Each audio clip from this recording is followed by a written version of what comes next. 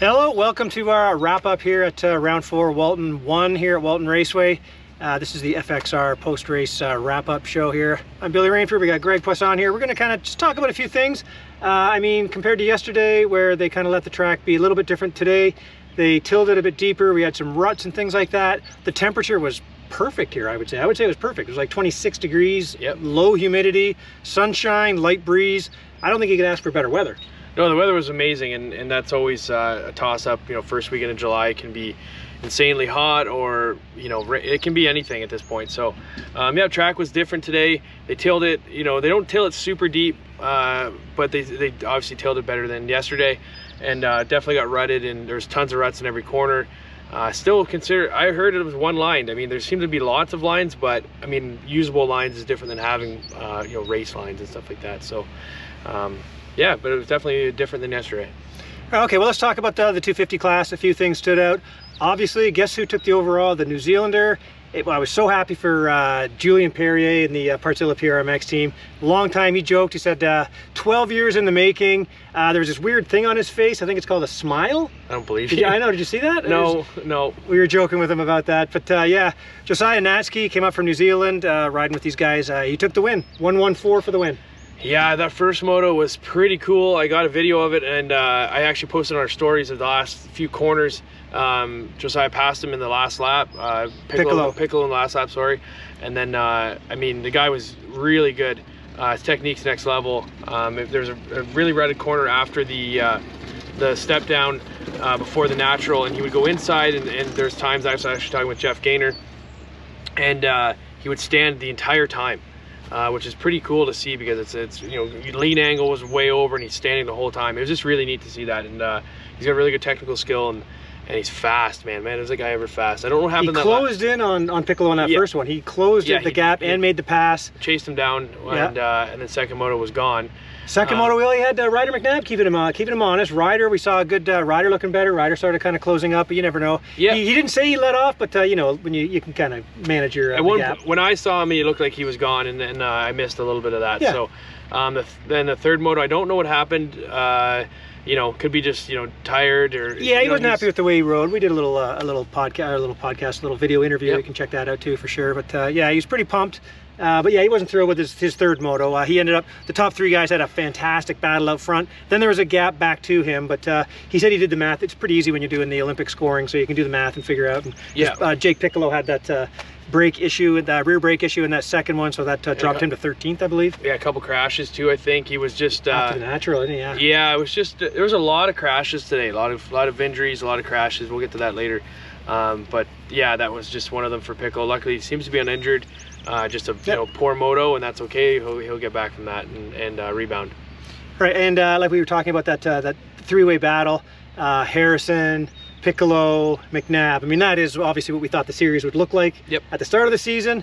Those three guys going at it, and they showed us yes, they would. There was actually a little good pack behind them too. Like once you went to Natsky behind them, I'm talking about the third one. It's kind of tricky to do this when there's three motos to talk about. You know what I mean? So you kind of miss stuff. But then there was a gap back to another group. I was really impressed with young, I think he's 16, Preston Masiangelo, number 40 out there. Man, the kid looked good. He battled with Quinn Amiot for a bit there. He was did really well. Mitch would be flattered to be mentioned in this.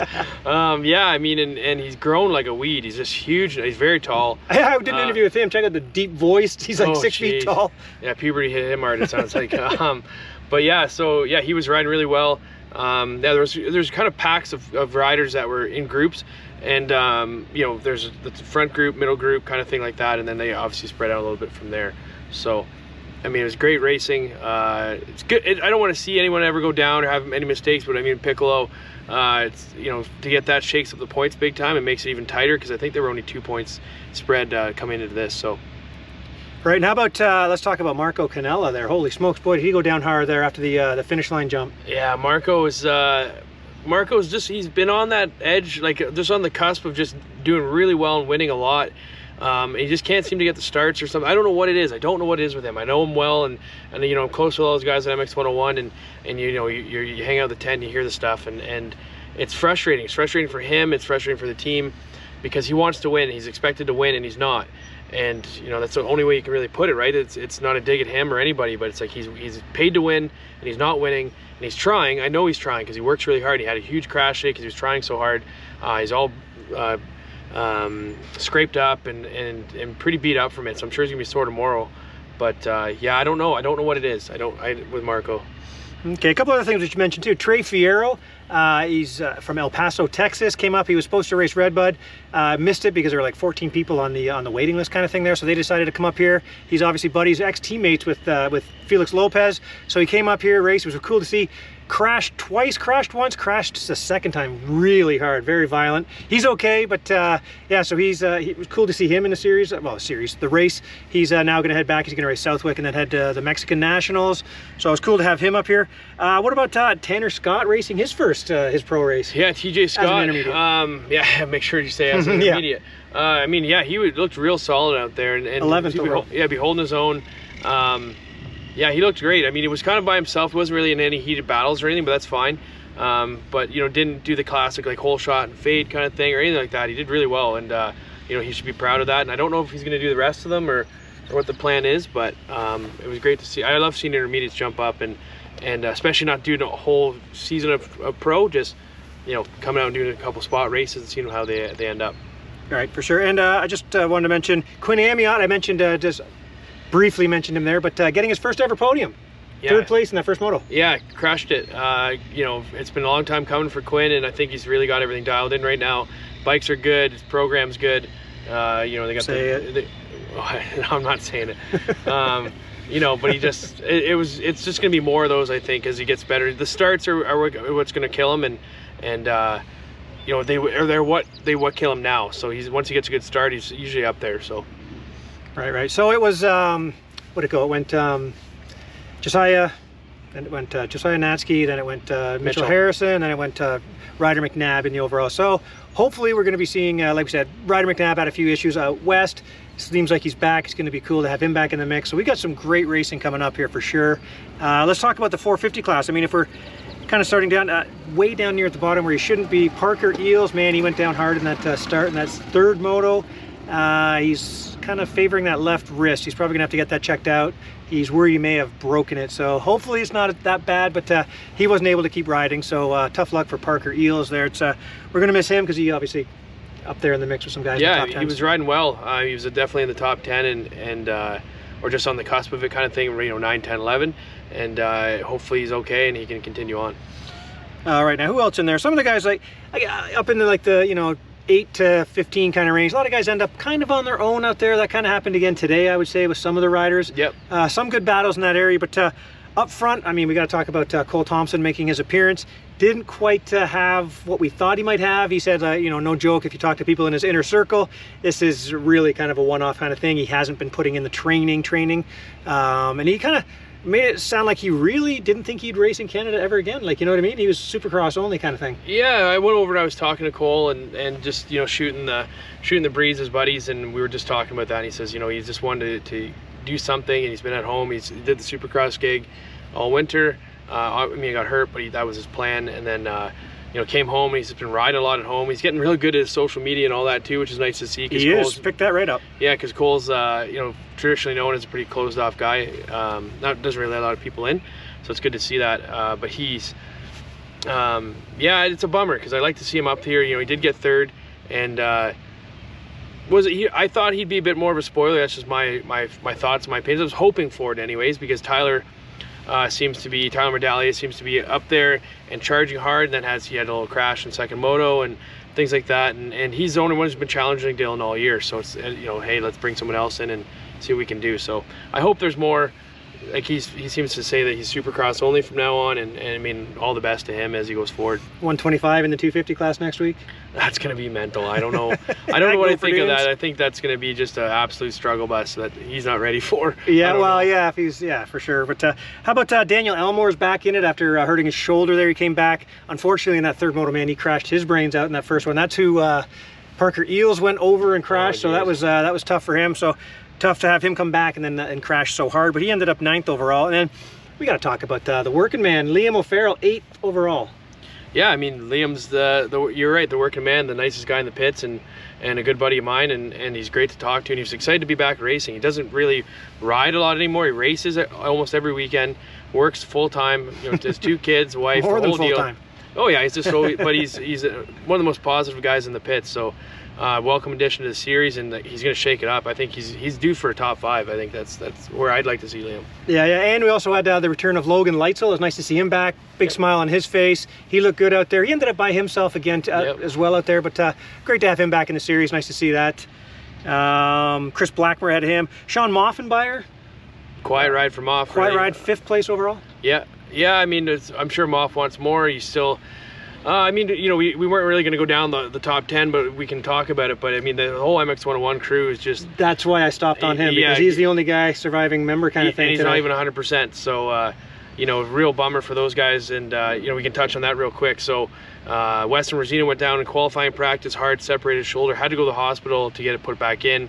And for that to happen to Weston, you know that he's pretty tough. And, you know, for it to not go back in, he needed that. You know, he needed to go to the hospital. It was a bummer.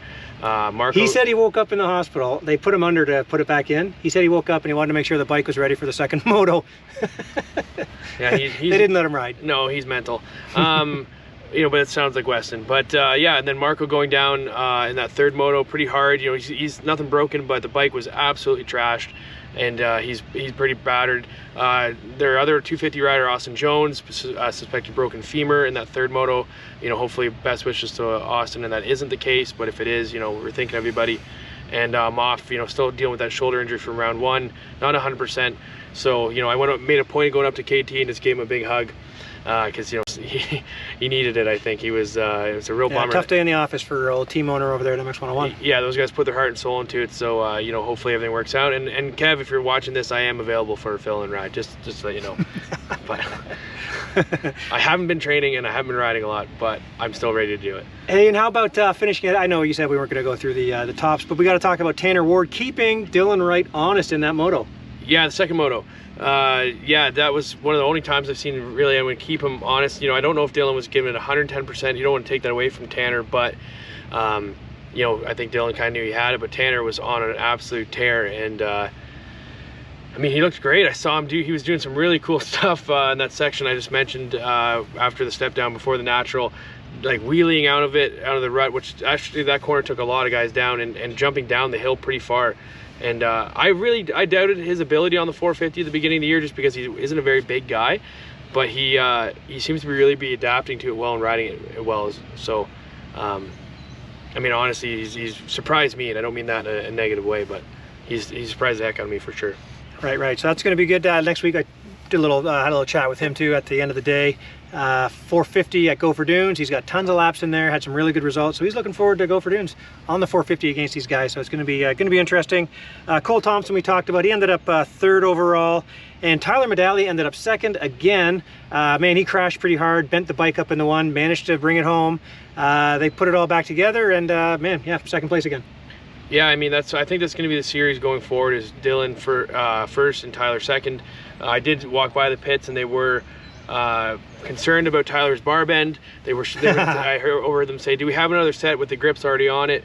You know, I don't know. Tyler's probably got about 6 pairs of those ready to go, but yeah, so he's still in the 996. Everyone don't worry about it.